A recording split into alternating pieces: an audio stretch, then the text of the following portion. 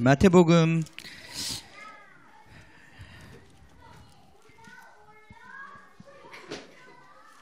19장 마태복음 19장 말씀 보겠습니다. 마태복음 19장 16절부터 22절까지만 오늘 우리 같이 보도록 하겠습니다. 교독하겠습니다. 어떤 사람이 주께 와서 이르되 선생님이여 내가 무슨 선한 일을 하여야 영생을 얻으리이까?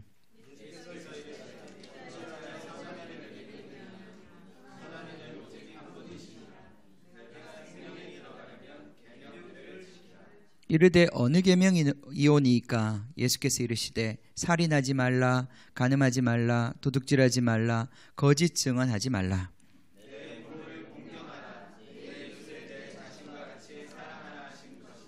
그 청년이 이르되 이 모든 것을 내가 지키었사온데 아직도 무엇이 부족하니이까?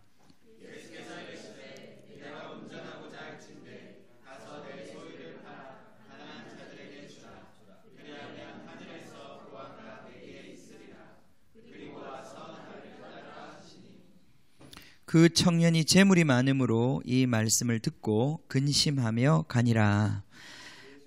거기까지만 읽겠습니다.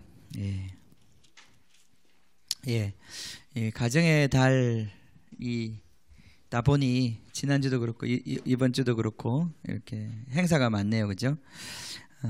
오늘 우리가 같이 밥 먹으러 가려고 하는데 마음을 거기 다 빼앗기시면 안 되고, 아무도 안 뺏기신 것 같아요, 그죠? 아직 저만 지금 괜히 많이 바쁜 것 같은데, 별로 기대가 없으신 것 같네요.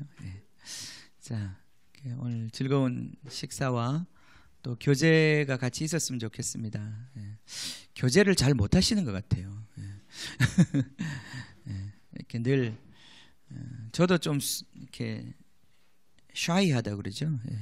좀 이렇게 부끄러움을 많이 타는, 낯을 가리고 좀 그런 스타일이에요, 제가.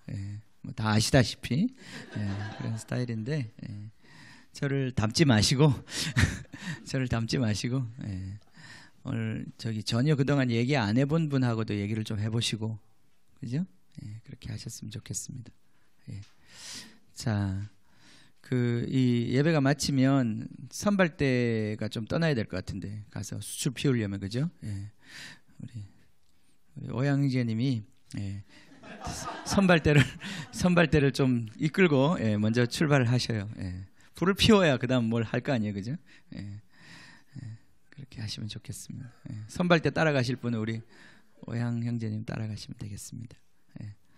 자, 감사합니다.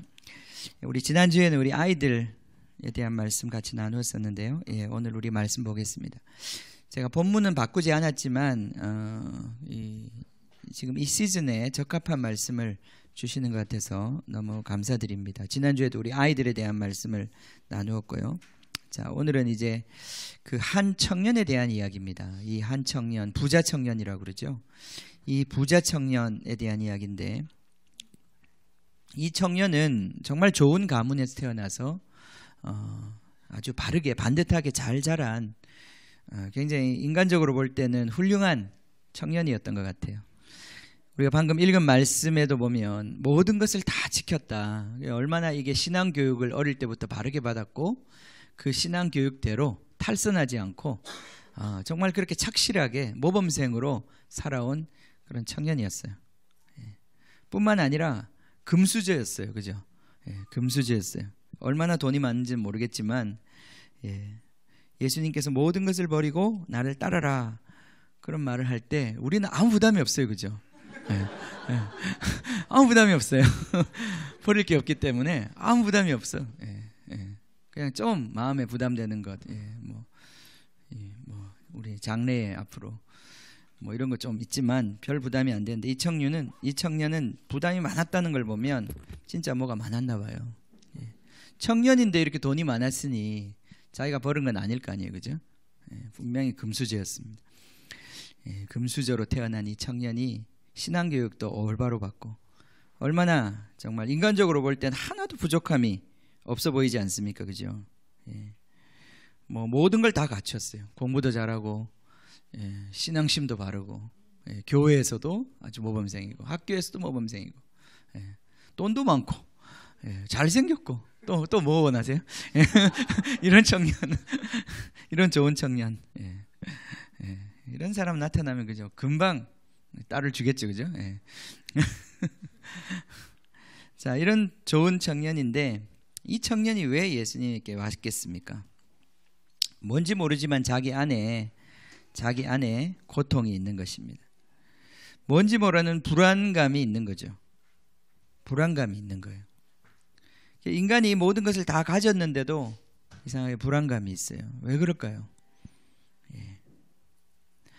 자기가 모든 것을 다 행했는데도 의로움이 없어요, 자기 안에.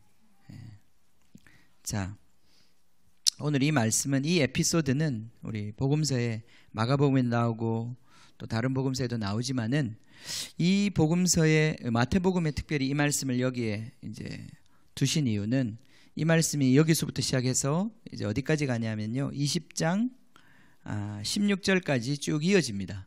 이 얘기가 지금 이 에피소드로 끝나는 게 아니라 예수님의 이야기가 지금 19장 16절부터 시작해서 쭉 20장 16절까지 이어져요. 그게 한 덩어리의 이야기입니다. 이 이야기는 천국에 대한 어떤 특징을 얘기해주고 있는 거예요. 자, 이제 하나님의 나라가 다가오고 있다 그랬어요. 하나님 나라가 이 땅에 온다 그랬어요. 그걸 천국이라고 마태복음은 얘기하는데, 천국이라고 얘기하는데, 하나님의 나라와 똑같은 말이죠. 하나님의 그 왕국, 하나님이 다스리시는 그 나라가 이 땅에 오는데, 우리는 그 나라에 대해서 잘 모르고 있습니다. 그죠? 우리는 천국에 대해서 막연한 생각을 많이 갖고 있어요. 천국은 굉장히 좋을 것이다. 좋은 시설을 갖추고 있을 것이다. 근데 그런 게 아니죠. 그죠? 천국은 시설이 좋은 곳이 천국이 아닙니다. 천국은 모호하고 막연한 것도 아닙니다. 천국은 우리가 죽어서 가는 것도 아닙니다. 그죠? 이거 어떻게 해야 되나? 이거 공부해야 되는데, 우리, 그죠? 우리 목요일 날 하는 그 공부, 이제 우리 이번 주에 끝나는데요. 그 공부에서 굉장히 핵심적인 내용이 뭐냐면, 죽어서 가는 곳이 천국이 아니다. 죽어서 가는 곳은 천국이 아니다라고 말하기는 그렇죠. 왜냐하면 천국의 어떤 부분이기 때문에. 그러나 예수님의 목적은, 우리가 죽어서 천국 가는 게 예수님의 목적이 아니고, 예수님의 목적은 죽은 다음에 어디를 가서, 그 낙원이라고 하는 곳, 그곳을 가서 그 다음에 부활하는 게 목적이다. 그래서 하나 더 있어요. 우리는 죽고 난 다음에 천국 가는 게 목적이 아니고, 그것은 잠깐 가 있는 것이고, 그 천국 다음에 부활을 해야 된다는 거예요. 부활이 뭐냐? 하나님 나라가 이 땅에 오는 거예요. 그거에 대해서 우리가 이제 계속 공부하고 있어요, 요즘에. 자, 여기서도 이제 그래서 그 하나님의 나라가 뭔지에 대해서 사람들이 너무 죽고 난 다음에 가는 곳, 죽어봐야 아는 곳, 막연한 곳, 좋기는 좋겠지. 그런데 어떻게 좋은 것인가? 사람들의 상상이 그냥, 그죠? 구름 속에서, 그죠? 맛있는 거 먹으면서 하프를 치면서, 그런 아주 아주 낮잠이나 자면서, 그죠? 그게 이제 우리 현대인, 피곤한 현대인들에게는 그런 게 천국의 그림인지도 모르겠어요. 근데 천국의 그림이 그게 아니다 이 말이죠. 예수님은 지금 천국에 대해서 계속 말씀하고 계시는 거예요. 자, 그러면서 첫 번째 천국에 대해서 말씀하셨던 게 19장에 들어오자마자 말씀하셨던 게, 천국은 가족과 같다. 그죠? 가족이 바로 천국에 대한 그림이다. 하나님이 짝지어 주신 것, 하나님이 묶어 놓으신 것, 하나님이 연합시킨 것, 그것은 사람이 나눌 수 없다. 천국의 가장 큰 특징이 뭐냐면 연합이에요. 하나가 되는 거예요. 그죠? 이건 부부가 하나가 되는 것처럼, 몸뚱아리는 두 개지만 하나의 라이프를 즐기는 것처럼, 하나의 인생과 하나의 삶을 즐기는 것처럼 완전히 두 몸을 가진 한 삶, 그것이 바로 부부 생활의 비밀인데, 그것이 바로 천국의 비밀이라는 거예요. 거기서 또 자녀들이 태어나고, 그 사랑으로 말미암아, 은혜로 말미암아 하나가 되어 있는 그 어떤 공동체, 그것이 바로 천국이라는 거예요. 그래서 천국의 실체는 시설이 좋고 안 좋고의 문제가 아니고 관계의 문제라는 거예요. 관계의 문제라는 거예요. 그게 바로 19장에 우리가 지난주까지 보았던 천국의 첫 번째 다가올 하나님의 나라가 뭐냐? 다가올 하나님의 나라, 결국 이 땅에 오는 하나님의 나라가 뭐냐? 그것은 모든, 이제는 결혼이라고 하는 제도 자체는 없어지겠지만 모든 사람들이 다 천사처럼 되겠지만, 그러나 그들이 사랑 안에서, 하나님의 진리 안에서 온전한 연합을 이루는 그러한 공동체다. 여기만 있는 말씀이 아니죠. 에베소서 1장 10절에 있는 것처럼 그리스도를 머리로 하여 하늘에 있는 것이나 땅에 있는 것이 다 하나가 되는, 그것이 바로 하나님 안에 있는 비전이다, 이 말이에요. 그래서 첫 번째, 우리가 하나님 나라가 온다는 메시지를 마태가 지금 전하면서 첫 번째 가르쳐 주신 게 가족에 대한 이야기였어요. 그러면서 이제 우리 그 얘기가 쭉 진행된 거예요, 그죠? 그 다음 어린아이에 대한 이야기까지 그렇게 왔습니다. 자, 이제 두 번째, 하나님 나라가 뭐냐? 장차 오는 하나님의 나라가 뭐냐? 뒤에 가면 20장에 가면 하나의 그 비유가 등장하는데, 여러분 잘 아시는 품꾼의 비유예요. 이 품꾼의 비유는 아침 9시에 온 품꾼이나 저녁 5시에 온 품꾼이나 똑같이 임금을 한 데나리온을 받았다라고 하는 그러한 이상한 이야기예요. 이상한 주인에 대한 이야기예요. 자, 품꾼에 대한 이야기고 돈에 대한 이야기예요. 지금 이제 이야기는 돈에 대한 이야기로 흘러가고 있어요. 천국엔 돈이 있을까요, 없을까요? 돈이 없을까요? 있을까요, 없을까요? 있다. 네, 있다. 돈이라고 하는 게 뭐라고 생각하세요? 돈. 우린 돈에 대한 개념이 굉장히 많이 이제 바뀌었어요. 여러분, 돈에 대해서 우리는 그전에는 정말 돈은 이렇게 생겼다, 그죠? 이게 네모나게 생겼고 거기에 사람 얼굴 그려져 있고 색깔이 파랗기도 하고 노랗기도 하고, 그죠? 우린 그걸 돈이라고 생각했어요. 근데 그건 돈이 아니에요, 사실은. 그건 종이 쪽지죠. 돈은 실제로 그 종이 쪽지에 있는 게 돈이 아니고, 돈은 그거보다 훨씬 더 심오한 거예요. 그죠? 요즘 우리가 다 크레딧 카드 쓰잖아요, 그죠? 크레딧 카드. 그렇게 우리가 세동재장님 심사임당 안 그려진 돈을 쓰는 거 아니에요, 그죠? 그러면서도 우리는 돈을 쓴단 말이죠. 돈을 쓰고 돈을 벌고. 그러니까 돈이라고 하는 게 우리가 생각한 것처럼 그렇게 생긴 게 아니라, 돈이라고 하는 건 훨씬 더 심오한 거예요. 어떻게 보면 돈은 인포메이션이에요. 정보예요, 정보. 그러다 보니까 요즘에 이제 여러분 그 비트코인이라는 게 나와가지고, 그것도 돈이거든요. 가상화폐라고 그러잖아요. 그게 뭐냐? 그게 정보예요. 돈을 주고받고 거래하는 모든 정보들이에요. 그 정보가 돈이 되는 거예요. 그걸 어떻게 돈처럼 견고한 주고받아도 손상이 가지 않는 그런 어떤 시스템을 만들 것이냐.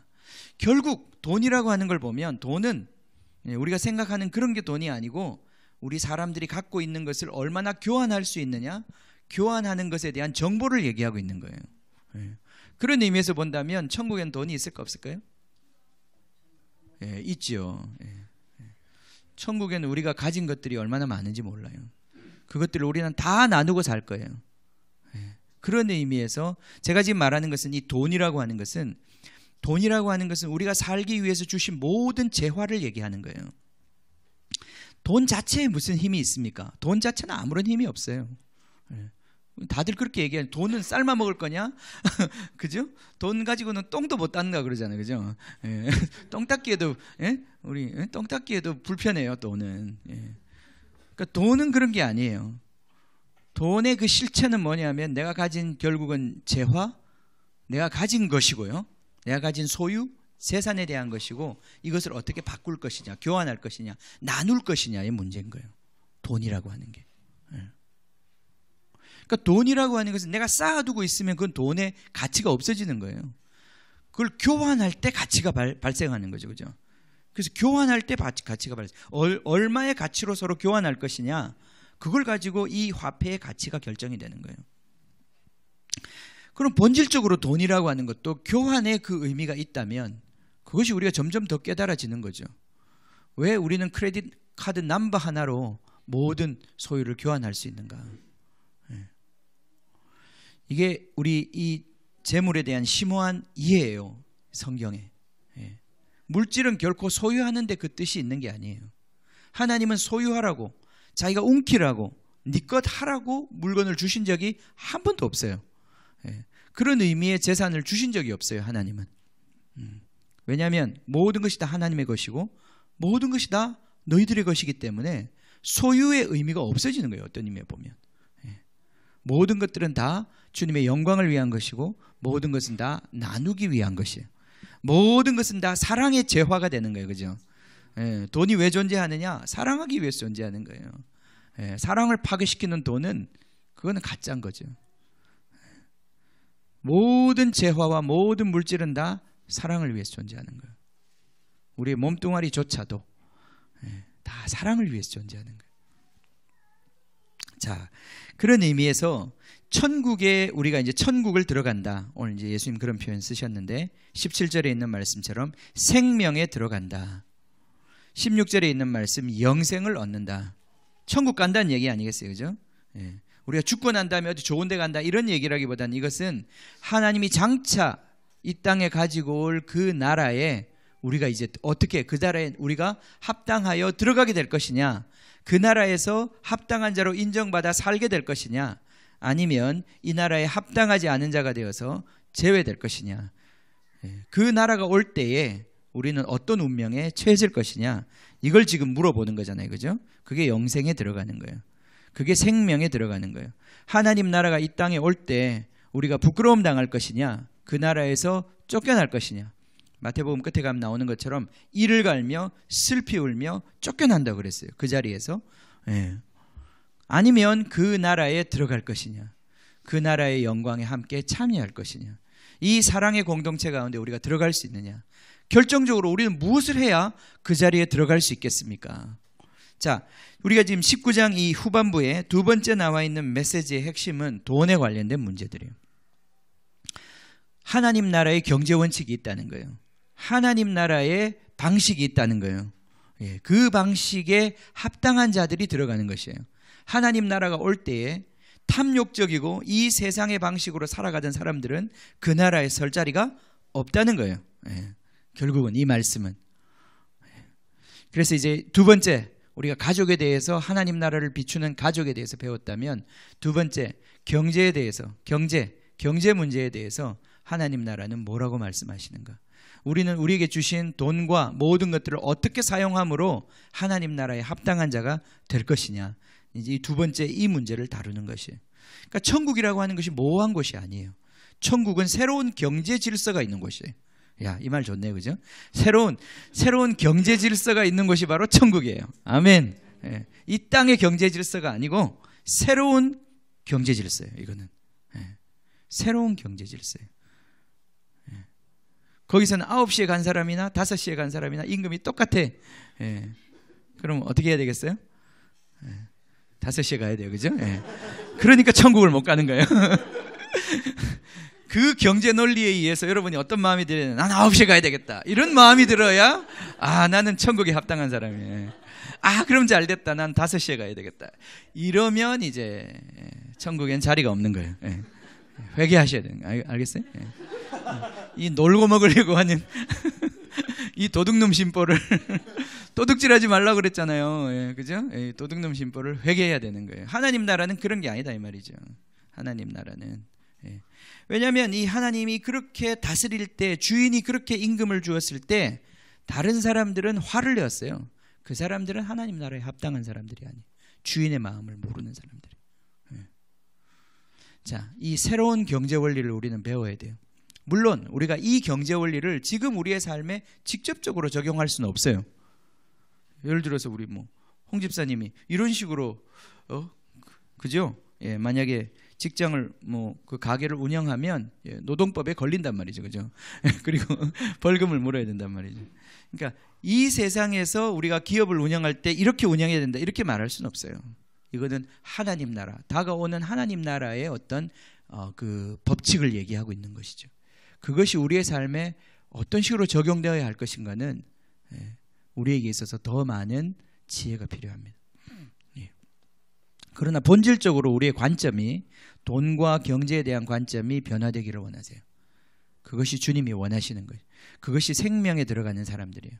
우리가 이 시간에 이 시대에 한시적으로 이 세상의 경제적인 법칙을 따라서 우리가 기업을 운영할지라도 우리의 본질 자체는 그렇게 되어서는 안 된다는 거예요. 자, 이 본질에 대해서 잠깐만 우리가 오늘 첫 번째, 오늘 이게 합을 한 3시간 정도는 우리가 이 문제를 깊이 한번 다루어야 될 것 같아요. 오늘 첫 번째 문제만 한번 다루어 보겠습니다. 첫 번째 인트로덕션. 자, 봅시다. 16절 가겠습니다. 16절 가면 어떤 사람이 주께 왔습니다. 예수님에게 왔습니다. 그 사람은 선생님이요, 이렇게 예수님을 불렀습니다. 그죠? 1차적으로 이 사람은 예수님에 대해서 예수님 좋은 선생이라고 알고 있었어요. 마치 니고데모가 예수님에게 와서 라삐요 이렇게 부르는 것처럼 예수님에 대해서 안 좋은 마음을 갖고 있었던 건 아니었어요. 좋은 마음 갖고 있었습니다. 그에게 배우고 싶었고 그에게 듣고 싶었어요. 그렇지만 이 사람은 예수님에 대해서 정확히 알지 못했었어요. 이 사람의 생각이 얼마나 잘못되어 있었는가는 이제 점점 더 많이 드러납니다. 이 사람은 유대인이었고 어려서부터 주의 율법을 알았던 사람이지만 이 사람은 예수님과는 얼마나 예수님 말씀하시는 것과는 굉장한 거리가 있었다는 것을 우리가 가면 갈수록 보게 됩니다. 자, 이 사람의 질문을 한번 봅시다.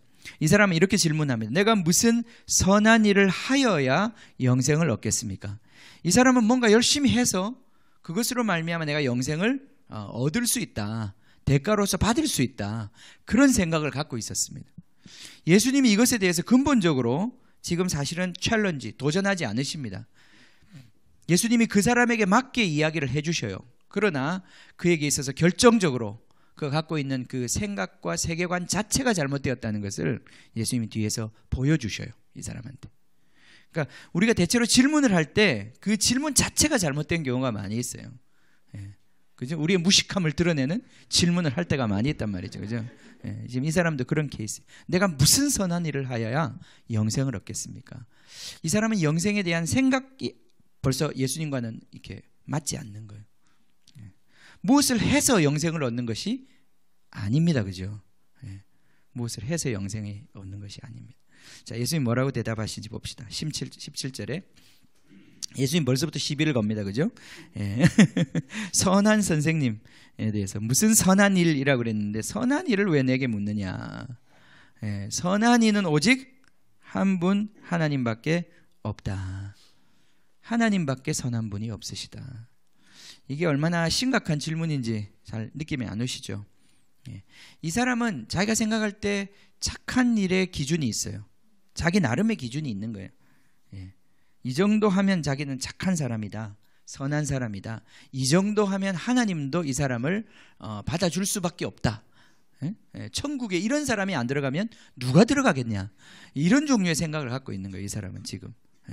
그래서 자기가 생각해 볼 때 자기는 아무리 자기를 봐도 천국에 들어가기에 합당한 사람이에요. 그죠? 자기는 거짓말도 안 했고 이때까지 자기는 이때까지 살면서 한 번도 자기는 정말 천국에 못 간다 이런 생각을, 그럼 내가 천국 못 간다 이러면 누가 가?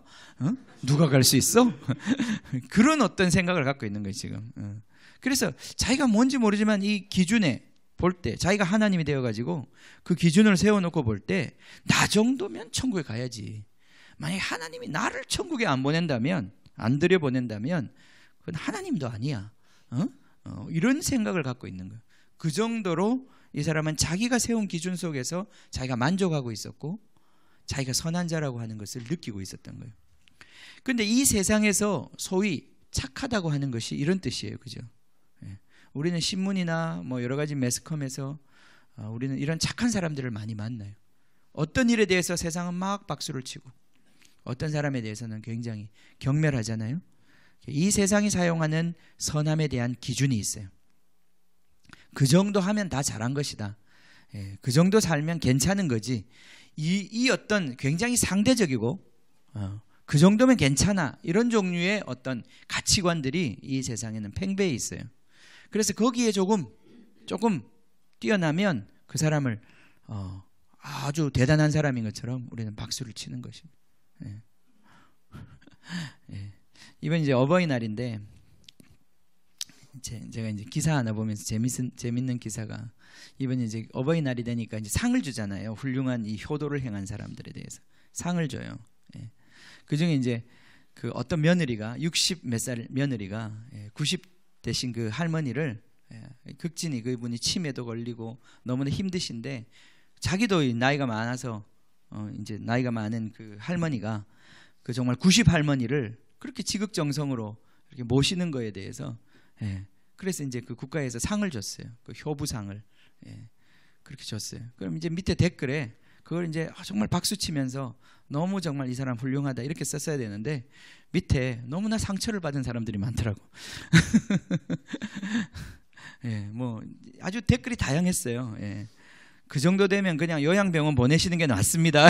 이런 사람부터 시작해서 여러 사람 고생시키지 마세요. 뭐 그게 잘하는 게 아닙니다. 이런 것도 있고, 그다음 또 특히 이제 며느리와 시어머니의 관계다 보니까 또 거기에 또 상처가 있는 분들이 많아요. 자기 자식은 뭐하고 아들은 뭐하고 며느리가 하냐 뭐 이런 얘기도 있고, 아주 거기에 읽어보면서 내가 너무 재밌었어요. 이게 너무 이 세상에 옛날 같으면 그런 얘기 앞에 정말 다들 박수치고 나도 저렇게 돼야 돼 이렇게 생각할 텐데 생각이 다 달라 이제는. 그게 맞는 게 아니라는 거예요. 꼭 그렇게 하는 게 잘하는 게 아니라는 거예요. 사실 또 그렇습니다.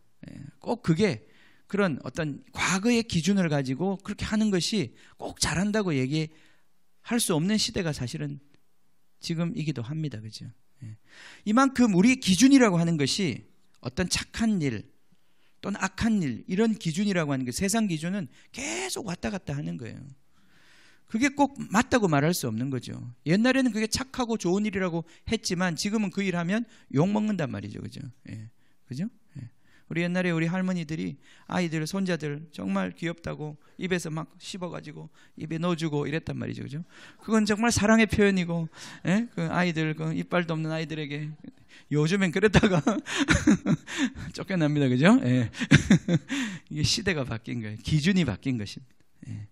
이것처럼 선한 일이라고 하는 것은 인간적인 기준에서는 계속 바뀌는 것이에요. 그것을 통해 가지고 우리가 영생을 얻을 수 있다고 하는 생각 자체가 이게 굉장히 예수님이 말씀하시고자 하는 거하고 굉장히 거리가 있는 생각인 거예요. 그러니까 이 세상의 이 도덕적인 기준이라고 하는 것이 천국과는 굉장히 거리감이 있는 거예요. 도덕적인 사람이 천국 가는 게 아니에요. 좀 그 시대의 도덕 기준에서 좀 나은 사람이 천국 가는 게 아니다 이 말이에요. 그렇다고 영생을 얻을 수 있는 게 아니다 이 말이에요. 그죠? 예수님이 지금 말씀하고 있는 것과 굉장히 핀트가 다른 거예요. 그게 바로 이 당시에 바리새인들이 가르쳤던 것이었어요. 그냥 좀 착하게 살면 하나님의 율법이라고 하는 자기들이 배운 그 시대의 도덕적 기준에 맞추어서 너희들이 11조 좀 잘하고 교회 열심히 다니고 봉사생활 열심히 하고 제사를 잘하고 이 율법에 맞춰서 잘 살면 너희들은 넉넉히 하나님 나라 천국에 갈 거야, 이런 식으로 가르친 거예요. 그런데 이 청년이 그렇게 열심히 살았는데도 왜 내 마음속에는 못 가면 어떡하지? 못 가면 어떡하지? 혹시 그 자리에서 주님이 안 돼? 그렇게 말씀하시면 어떡하지? 그 일말의 불안감이 있는 거예요. 지금 이 청년이. 이 불안감 어디서 온 걸까요? 너무 감사하게도 이건 하나님이 주신 불안감이에요. 그죠? 이렇게 열심히 살았는데도 그 마음이 불안해. 불안해. 왜 이 예수님의 말씀을 다 듣고도 20절에 아직도 무엇이 부족한 것이 있습니까? 뭐 하나 더 빠진 거 없나요? 내가 그것만 하면 이제 탁 마음에 안심을 얻을 그게 없을까요? 막 예수님께 이렇게 물어보는 거예요. 그죠? 자, 이 불안감은 주님이 주신 거예요. 자, 구원의 확신이라고 하는 것은 내가 주님의 법을 이것 지켰기 때문에 내가 천국에 들어갈 수 있다, 이런 종류의 확신이 아니에요. 내가 예수님을 고백했기 때문에, 성경에 봐 여기 있기 때문에 내가 천국 가는 거야, 그렇게 되는 게 아니에요. 우리는 그렇게 많이 가르쳐 왔는데, 그런 어떤 지적 동의를 가지고, 지적인 확신을 가지고 내가 천국에 갈 수 있다, 그런 식으로 많이 우리를 세뇌시키려고 얘기했는데 그런 게 아니다 이 말이에요. 그런 게 아니다 이 말이에요.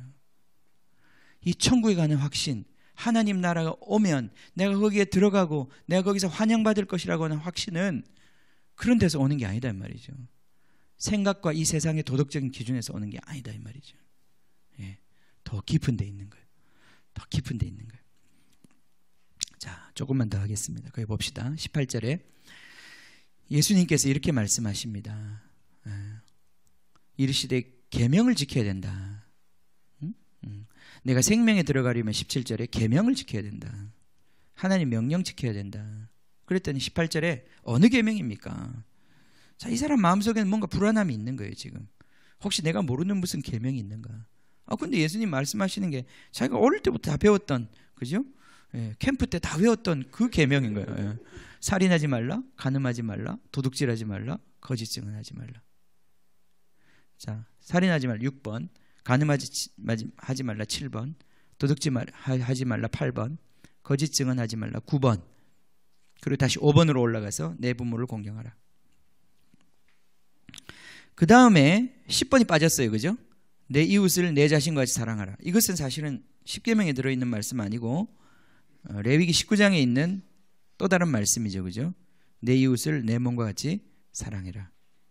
이 말씀을 주셨어요. 이미 다 알고 있는 것이고 율법에서 배웠던 말씀들이에요. 20절, 청년이 이르되 이 모든 것을 내가 지켰는데 아직도 무엇이 부족합니까? 이 모든 것을 다 지켰는데 아직도 무엇이 부족합니까?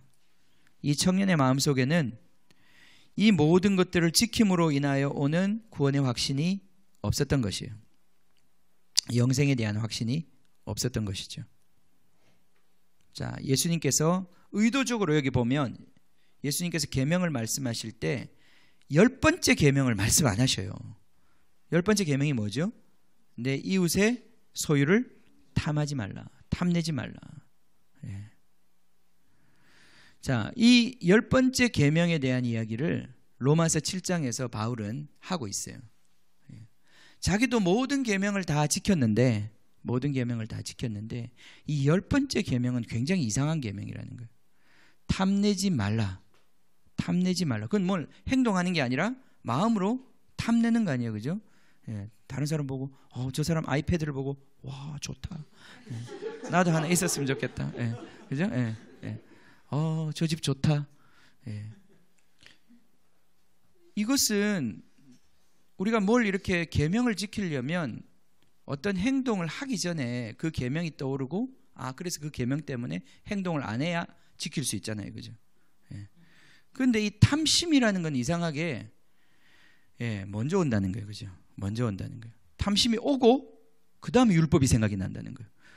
이미 죄를 짓고 그 다음에 율법이 생각이 난다는 거예요. 이 계명이 이상한 계명이라는 거예요. 다른 계명은 다 계명이 먼저 생각이 나면 그걸 지킬 수 있는데 이건 아무리 빛의 속도로 지키려고 해도 탐심이 먼저 일어나야 그 다음에 탐내지 말라고 하는 명령이 생각이 난다는 거예요. 도대체 이게 무슨 일이냐. 아무리 10계명을 다 지키려고 해도 이 10번째 계명에 가가지고 자기는 지킬 수 없다는 이 엄청난 이 좌절에 이제 봉착하는 거죠. 야고보서가 말하기를 간음하지 말라는 계명을 내가 아무리 많이 지켰어도 살인하지 말라라고 하는 그 계명을 어기면 그 사람은 계명을 지킨 사람이 아니라 어긴 사람이라는 거예요. 그죠? 예.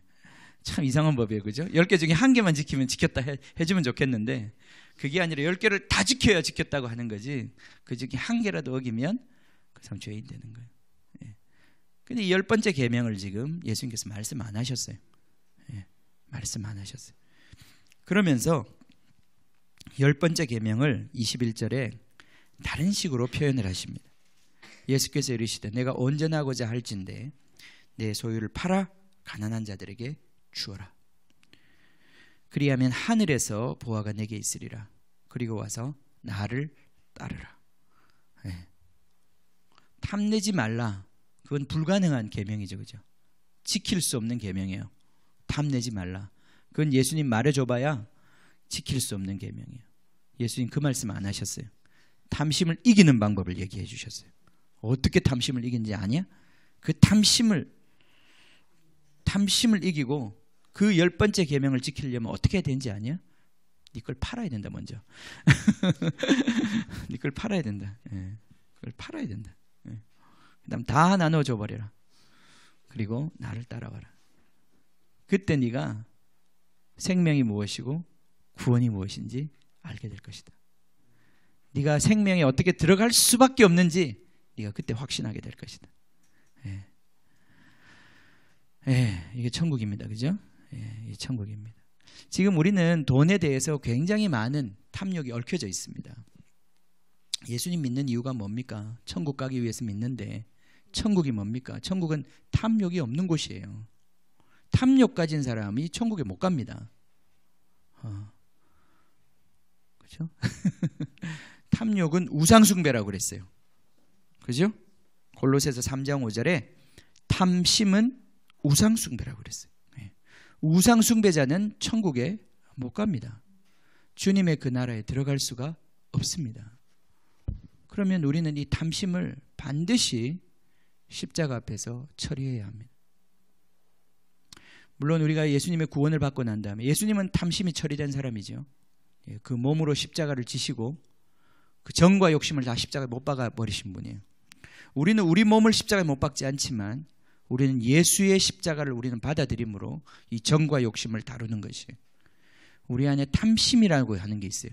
제가 오늘 로마서 7장을 다루지는 않을 텐데 그 로마서 7장에 여러분 한번 읽어보세요.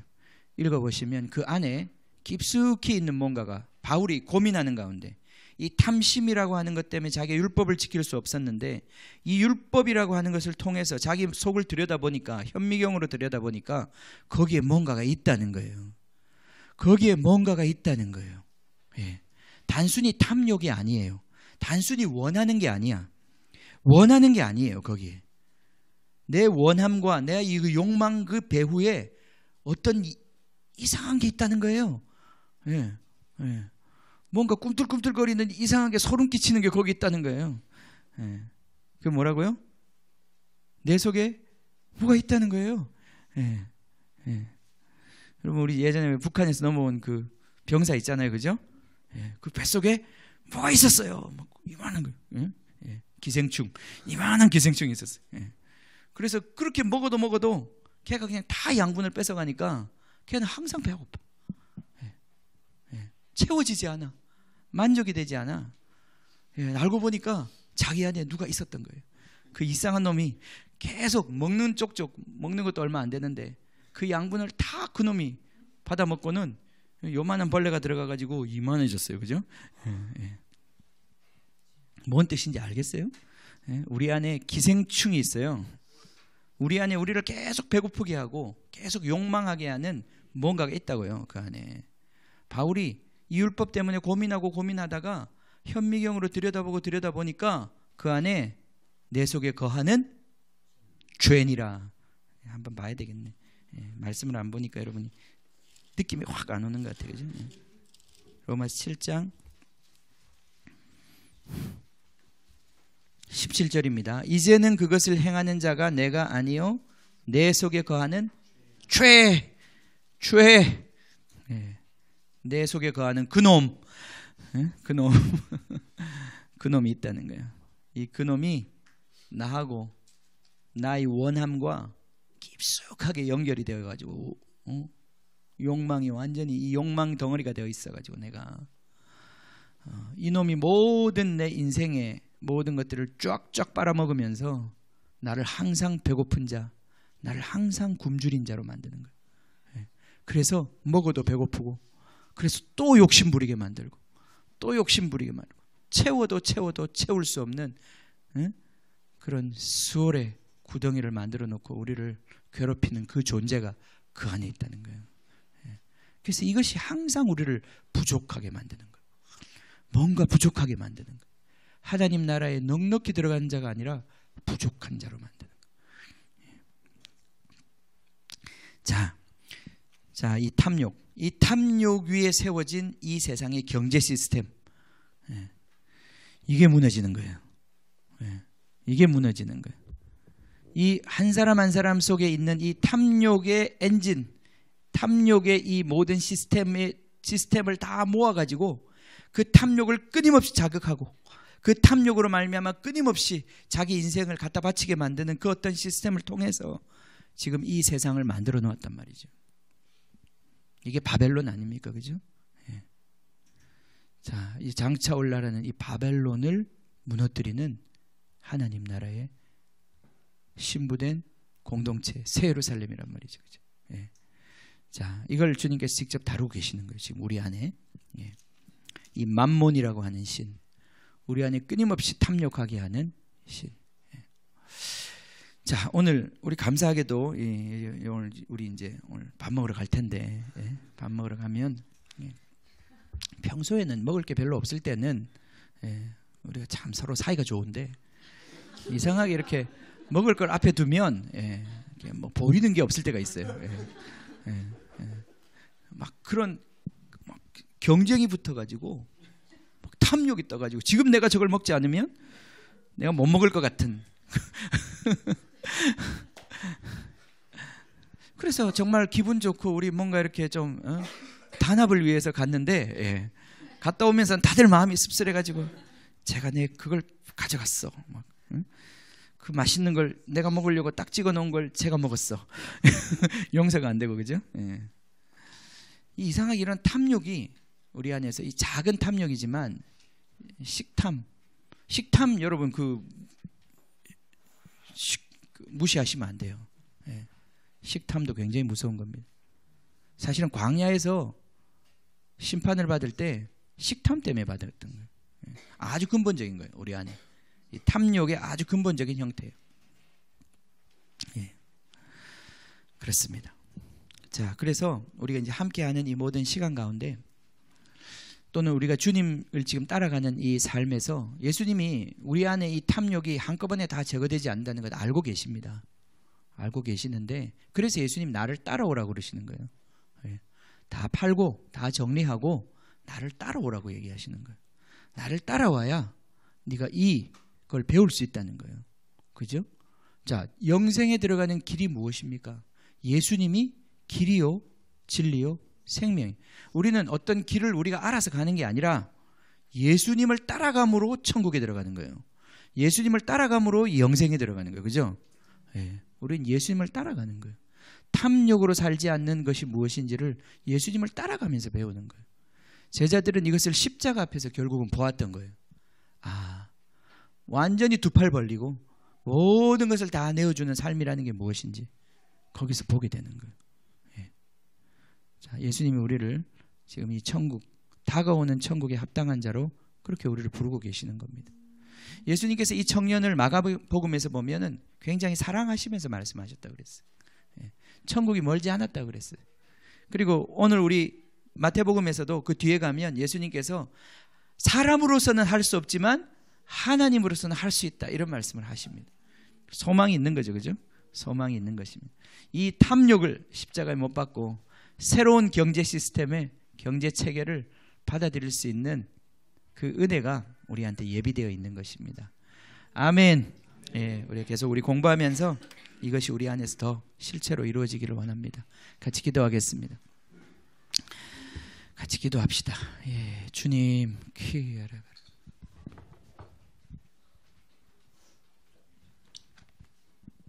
주님, 영생에 들어간다는 것이 얼마나 정말 기쁜 일입니까? 얼마나 감사하고 가치 있는 일입니까? 주님, 우리가 그렇게 되기를 원합니다.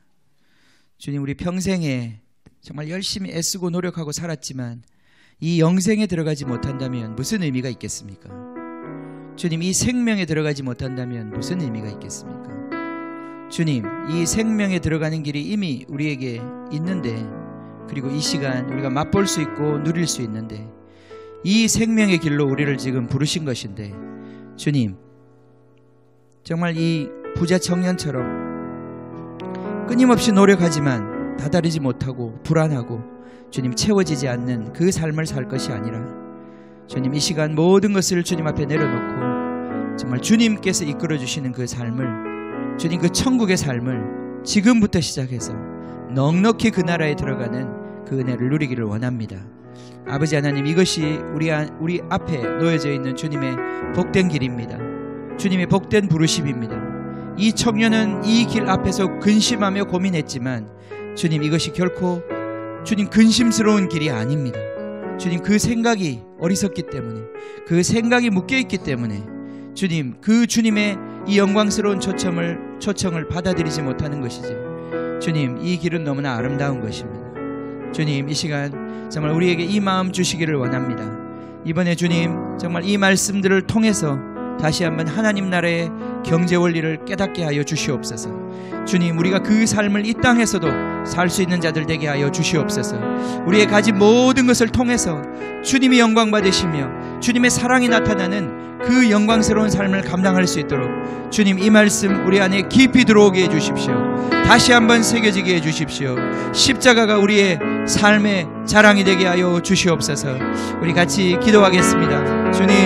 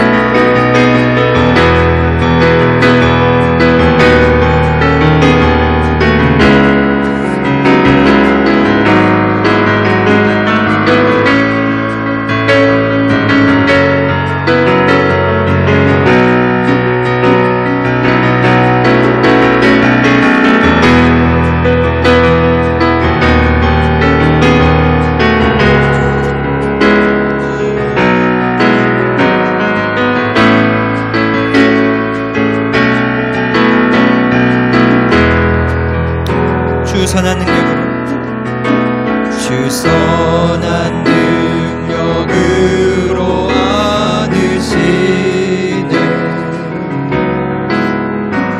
그 크신 팔로 날 붙드시네. 절망 속에도 흔들리지 않고 사랑하는 주 얼굴 구하리. 주 선한 능력으로 안으시네. 그 크신 팔로 날 붙드시네.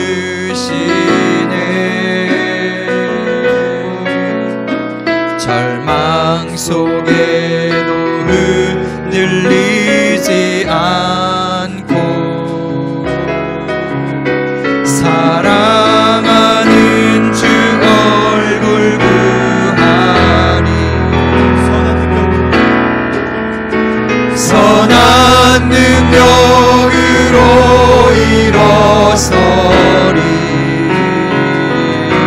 주만 의지하리. 믿음으로 우리 고대 안에 주 오실 그날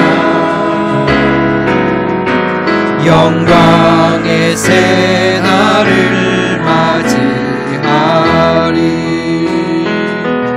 이전의 괴로움 날 애워싸고 고난의 길을 걷는다 해도 주님께 모두 맡긴 우리 영혼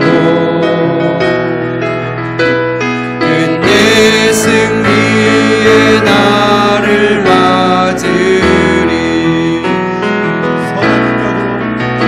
선한 능력으로 일어서리.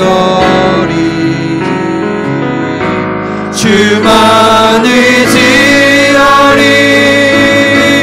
믿음으로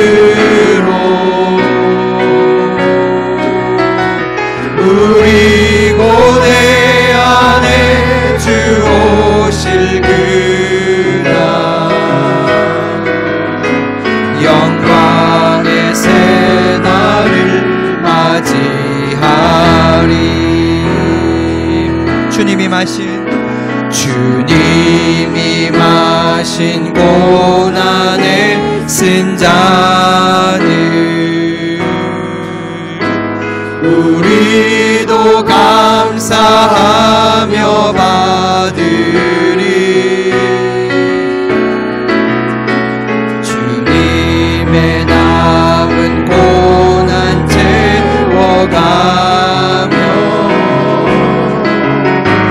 예수와 보름 위에 살리라. 선한 능력으로 일어서리. 주만 의지하리. 믿음으로 우리 고대 안에 주 오실 그날 영광의 새 날을 맞이하리. 천국에는 돈이 있습니다. 천국엔 돈이 없지 않습니다. 돈에 대한 태도가 바뀔 뿐입니다. 이 땅에서도 우리가 천국을 누리는 것은 돈에 대한 태도가 바뀔 때 우리가 천국을 누릴 수 있습니다. 돈 의지하는 사람은 결코 만족할 수 없고 결코 그 부족함을 해결할 수 없습니다. 돈은 여러분이 의지하지 않을 때 이미 넘치게 됩니다. 우리 안에 있든지 없든지 문제가 되지 않습니다. 의지하지 않는 것. 지금 예수님 말씀하시는 것, 이 부자 청년은 그 많은 돈을 가지고 여전히 자기의 생명을 거기에 의존하고 있기 때문에 예수님 그걸 우상숭배라고 말씀하시는 거예요. 주님만 의지하겠다 우리가 찬양했습니다. 그죠? 주만 의지하겠다. 우리 안에 두려워할 필요 없습니다. 이 세상에 돈을 의지했기 때문에 우린 돈이 없을 때 두려워하고요, 돈이 있을 때 우리는 교만하게 됩니다. 하나님께서 이것으로부터 풀어주기를 원하시는 거예요. 그죠? 하나님은 이 모든 것들을 다, 이것이 다 너희 것이라고 그랬어요. 주님을 찬양합니다. 주님이 주실 것입니다. 공급하실 것입니다. 내가 너희를 돌보고 돌보겠다고 하셨습니다. 내가 결코 너희를 버리지 않겠다고 말씀하셨습니다. 과거에도 그렇게 하셨고 앞으로도 그렇게 하실 것입니다. 영원히 그렇게 하실 것입니다. 주님을 찬양합니다. 다시 한 번 더 기도할 때에 주님, 내가 지금 돈이 없어서 고민하고 있습니까? 주님, 이 걱정 근심 내게서 떠나가게 하여 주시고 주님만 의지하게 하여 주십시오. 주님, 내가 그 가진 조금, 그것 가지고 내가 주님 정말 그것을 의지하고 있습니까? 아버지 하나님, 이것을 내가 주님 앞에 내려놓습니다. 주님, 주님 뜻대로 사용하겠습니다. 주님, 나는 주님만 의지하겠습니다. 천국을 지금 누리겠습니다. 주님, 주님.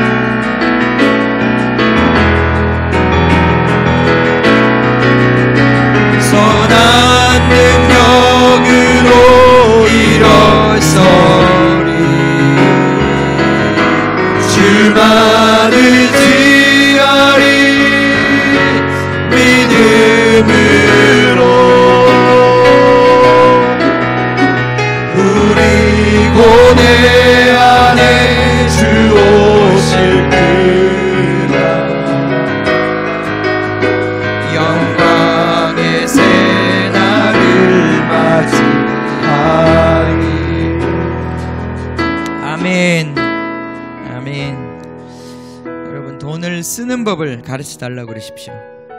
돈은 버는 게 문제가 아니라 쓰는 게 문제입니다. 그죠? 쓰는 게 문제입니다. 모든 돈은 하나님 주십니다. 쓰지 않는 것이 문제입니다. 잘 쓰지 못하는 것이 문제입니다. 잘 쓸 수 있게 해달라고 기도하십시오. 이 부자 청년이 그 많은 돈을 가지고 어떻게 써야 할지 몰랐습니다. 그것으로 어떻게 영생을 사야 할지 몰랐습니다. 쓰는 것이 문제입니다. 여러분, 없는 게 나는 문제라고 생각하는데 그게 아니에요. 쓰지 못하는 것이 문제입니다. 쓰지 못하는 게, 잘 쓸 수 있도록 주님 나를 가르쳐 주십시오. 내게 주신 그 10원이라도 100원이라도 잘 쓸 수 있도록 주님 나에게 가르쳐 주십시오. 여러분, 그렇게 할 때 우리 안에 하나님의 영원한 나라가 우리 안에 깃들이게 되는 것입니다. 주님 감사합니다. 주님의 그 풍성함 안에 우리를 초대해 주셨습니다. 주님, 아무것도 갖지 않았지만 모든 것을 가진 자, 주님, 그가 누구입니까? 그가 예수를 따라가는 예수님의 제자들입니다. 주님을 찬양합니다. 주님, 이 땅에 돈 없이는 살 수 없다고 주님 우리를 협박하는 이 시대 한가운데서 주님, 우리가 돈 앞에 무릎 꿇지 않습니다. 주님, 그 금신상 앞에 우리가 절하지 않습니다. 주님, 우리가 주님만 따라갈 것입니다. 주님만 의지할 것입니다. 우리의 영원한 생명 되시고 길 되시고 진리 되시는 주님만 사랑할 것입니다. 주님, 우리를 그렇게 인도하여 주시옵소서.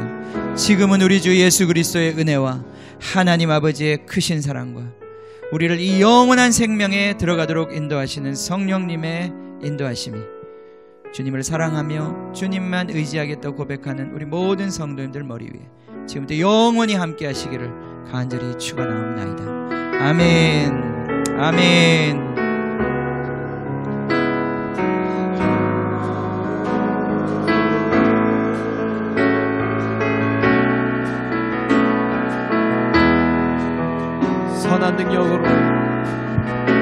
선한 능력으로 일어서리. 주만 의지하리. 믿음으로 우리 고대 안에 주 오실 그날 영광의 새날을 맞이하리. 선한 능력으로 일어서리. 주만 의지하리. 믿음으로 우리 고대 안에 주 오실 그날 영광의 새날을 맞이하리. 주 선한 능력으로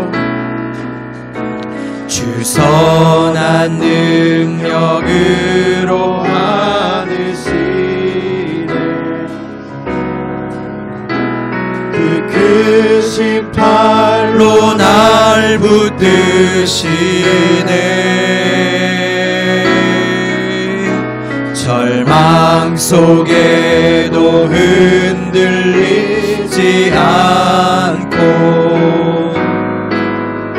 사랑하는 주 얼굴 구하리. 주 선한 능력으로 안으시네. 그 크신 팔로 날 붙드시네. 절망 속에도 흔들리지 않고 사랑하는 주 얼굴 구하리. 선한 능력으로 일어서리. 주만 의지하리. 믿음으로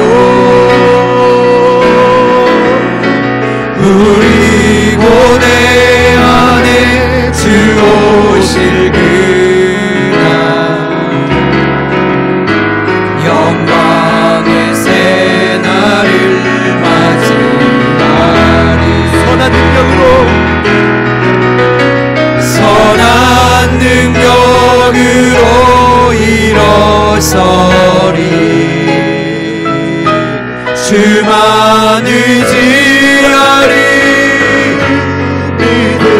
믿음으로 우리 고대 안에 주 오실 그날 영광의 새날을 맞이하리. 이전의 괴로움 날 애워싸고 고난의 길을 걷는다 해도 주님께 모두 맡긴 우리 영혼 아멘. 끝내 승리의 날을 맞으리. 아멘. 선한 능력으로 선한 능력으로 일어서리. 주만 의지하리 믿음으로 우리 고대 안에 주 오실 그날 영광의 새날을 맞이하리. 선한 능력으로 선한 능력으로 일어서리. 주만 의지하리 믿음으로 우리 고대 안에 주 오실 그날 영광의 새날을 맞이한 주님이 마신 고난의 쓴 잔을 우리도 감사하며 받으리. 주님의 남은 고난 채워가며 예수의 복음 위에 살리라. 다시 찬양합시다. 주님이 마신 고난의 쓴 잔을 우리도 감사하며 받으리. 주님의 남은 고난 채워가며 예수와 복음 위에 살리라. 예수와 복음 위에 살리라. 예수와 복음 위에 살리라. 예수와 복음 위에 살리라. 예수와 복음 위에 살리라. 선한 능력으로 선한 능력으로 일어서리. 아멘. 주만 의지하리 믿음으로 우리 고대 안에 주 오실 그날 영광의 새날을 맞이하리. 선한 능력으로 선한 능력으로 일어서리. 주만 의지하리. 주만 의지하리 믿음으로 우리 고대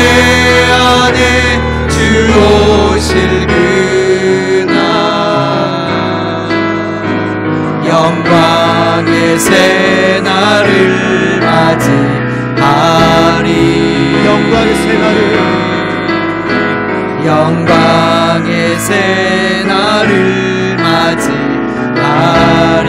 승리의 새날을 승리의 새날을 맞이하리. 승리의 새날을 승리의 새날을 맞이하리.